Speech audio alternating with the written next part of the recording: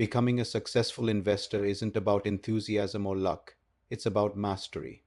You have to become a master of three distinct literacies: financial literacy, product literacy, and process literacy.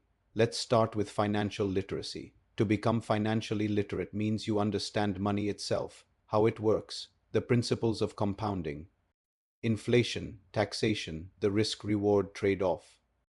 Without this, you're navigating the markets blindfolded. You're at the mercy of the latest news, the most compelling story, the loudest advertising, and worst of all, your own emotions. Next is product literacy. This is about knowing what tools are available to you: mutual funds, ETFs, bonds, options, insurance, and so on.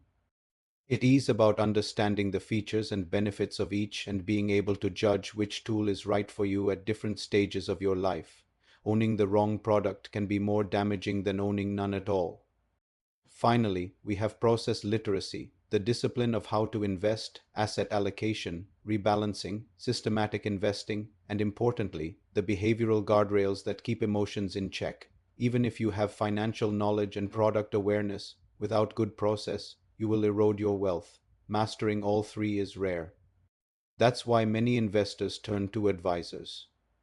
But finding a reliable, ethical advisor is itself a full-time job, demanding diligence, questioning, and ultimately trust. The fact is, creating wealth is never easy. You either commit to building all three literacies yourself or you invest in finding an advisor who embodies them. Anything less and you'll pay the price. Your journey towards financial freedom will be littered with costly lessons. Please subscribe to this channel, Financial Freedom with Benny's Kumar Moses, for more such insights into finance and wealth. See you in the next video.